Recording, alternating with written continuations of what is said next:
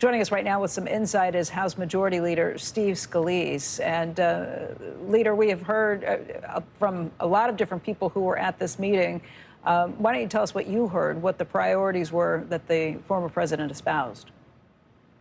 Sure, and good morning. Great to be with you. It was a really upbeat message by President Trump. We talked a lot about the election, what's at stake in November. You know, the president's been talking about some of the same things he's been talking about on the campaign trail. The need to secure our border, how we can lower inflation and keep tax rates low and get the economy back moving again for families who are struggling. You know, he talked about some of the things that he's been seeing on the campaign trail. He's been out to a lot of the swing states, you know, and for those of us that go out to swing districts, we see those same things. The enthusiasm's really high, but there's a lot of concern. I mean, just yesterday morning, and President Trump touched on this, you had a Russian ship right off the coast of Florida. You know, the world is an incredibly dangerous place, and President Biden has not met the challenge. A lot of our friends around the world are in worse positions today. Israel, clearly, Ukraine, you look at Taiwan. So, you know, we talked about all of those things, foreign policy, domestic policy, what we need to do to win in November so we can turn it around starting next January. For our audience, a lot of focus on taxes and what that might mean, and not only in the meetings with Republican leaders yesterday, also in his meeting with the BRT CEOs, Business Roundtable CEOs, he brought up ideas about lowering the corporate tax rate to 20% from the existing 21%. Also talked about not taxing any tips as income, you know, leaving that to go, and that's something he had mentioned last week at a rally, too. Obviously, he would need congressional support to get those initiatives passed. Is that something you support? Is that something the majority of people in the room yesterday would support? Yes, and, you know, we've been having some early talks already about, you know, these big cliffs that are coming next year because of budget reconciliation. A lot of the tax cuts that we were able to put in place under President Trump in 2017 are on the table again. President Biden has made it clear he wants to raise those tax rates, which means, you know, if you raise the corporate rate, for example, to 35, 40%, which President Biden's talked about, that hits families, that hits small businesses. What President Trump wants to do, you know, and he wanted to go down to around 15% when we were lowering rates last time. There's limits in what budget reconciliation allows you to do, and we ultimately ended up at 21%, which made America incredibly competitive. We were at 35. The world average was 23. We went down to 21, and we got our economy moving again. You saw the president, as you touched on, when he was in Nevada recently, talk about getting rid of the taxes on tips. I think a lot of people recognize, you know, do all tip wages really get reported anyway? Can we address that? That's something we're looking at.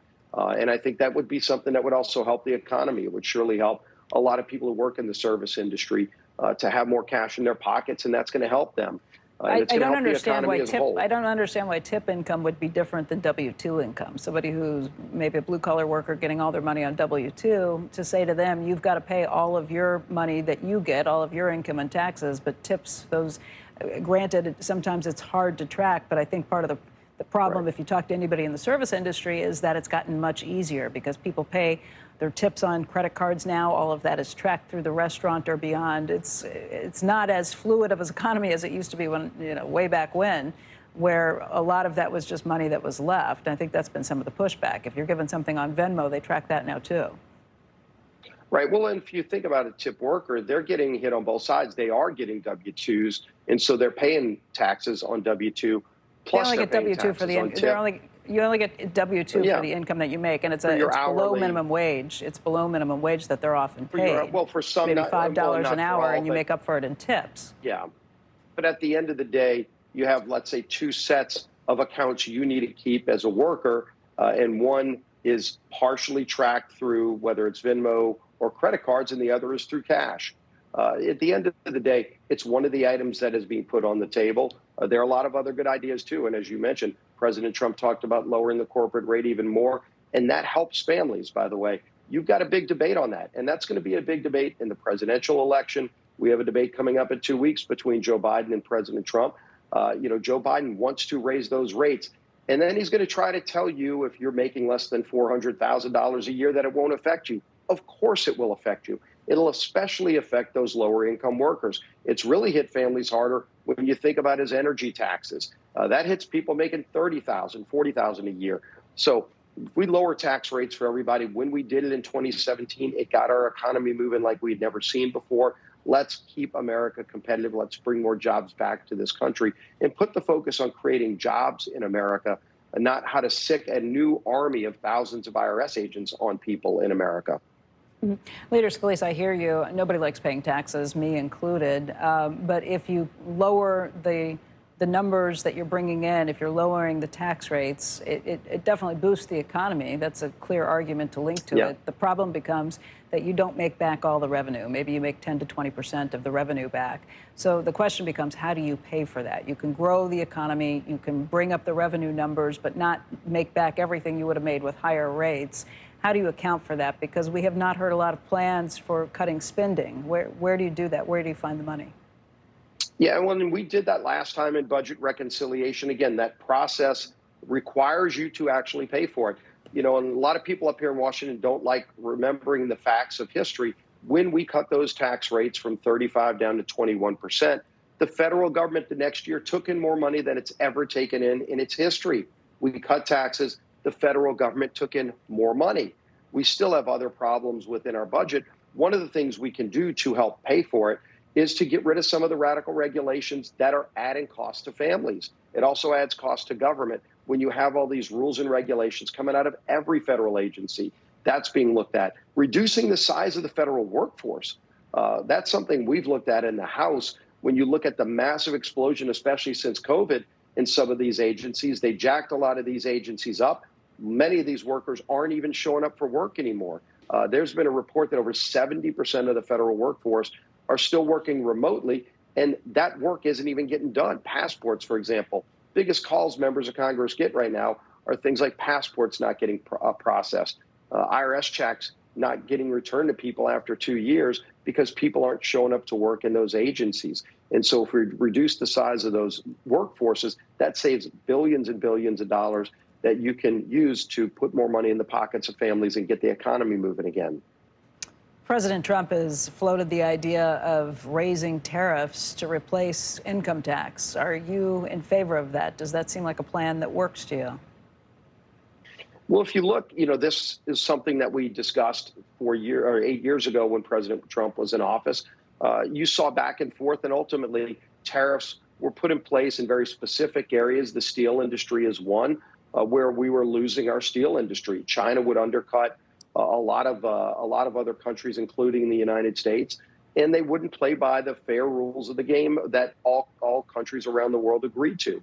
And so what President Trump did is use tariffs to, in essence, enforce fair trade agreements.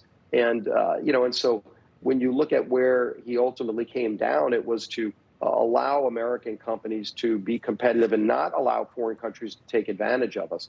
Where we really need to keep the focus is, what are the gaps, especially in the tax policy? Tax code got fixed in a lot of those places. We still have some more work we can do on international tax policy so that all of our companies in America that do business internationally can be on an even footing. That was not always the case. We also need to go and look at more trade deals. One thing President Biden's administration has failed to do is get any new trade deals. Our friends in Europe want better trade deals. Our friend in Asia want better trade deals. President Trump negotiated a new NAFTA. USMCA was something that got us better relationships and trade deals with Mexico and Canada. There are deals to be made in Europe and Asia that will help American companies compete. That reduces the need for tariffs in some of those areas because you address those gaps in trade deals. I understand, I understand using tariffs as kind of a weapon in trade talks, but what he floated yesterday was pretty different. This idea that you could raise enough in tariffs to actually get rid of the income tax on Americans. Obviously, we'd be paying much more in goods that are imported into this country. Paul Krugman said you would have to raise tariffs to 133% to be able to do something like that. And I can't imagine the sort of trade war that would kick off. Does that sound like a viable plan to you, or do you think that this is just kind of a test balloon that probably doesn't go anywhere? Well, again, a lot of these are items that are being put on the table, and then let's go through and see what makes the most sense to get our economy moving again. The one thing President Trump has been consistent about is how can we get our economy moving again and reduce costs for families. If you look at prices right now, inflation is the number to issue next to an open southern border that President Biden's created. But President Trump's talking about how you can lower food costs for families, how you can lower energy costs. We can control those things. We can get smarter energy policy surely than we have today. We had it under President Trump. Joe Biden shut off a lot of our ability to produce oil, natural gas, other things that now make us reliant on OPEC nations, on Russia, on Venezuela. No reason for that. It'll help our friends around the world, too. So a lot of these ideas were put on the table in 2017, and we ultimately came up with the Tax Cuts and Jobs Act that I think many people today will tell you was probably one of the most significant and important pieces of legislation that Congress has passed in decades. I think you're going to see a Tax Cuts and Jobs Act 2.0 come out next year in 2025. That's going to work incredibly well for families, especially those lower income families who are struggling under this Biden economy. Leader Scalise, one of the ideas that we talked about a little earlier in terms of paying to extend those tax cuts would be to get rid of the state and local tax deductions altogether. It was lowered to $10,000 under that last tax change. Does that sound like a way that you think you would be doing? I think it would raise quite a bit of money. Is that on the table? Yeah, by addressing SALT the way we did, it probably brought in about $800 billion to lower rates for everybody. So, 5 states were benefiting, 45 other states were paying higher rates because of that. That helped us get down to a 21% rate for every American, including people in those SALT states. But we also equalized it to help lower and middle-income families in those states. But is the existing $10,000 allowance on the table right now? Is that something you see being scrapped? No, that hasn't been talked about it being on the table. Renewing where we are and addressing additional cuts to overall rates for every American is being discussed. Okay. Leader Scalise, thank you very much for joining us today. It's great to be with you.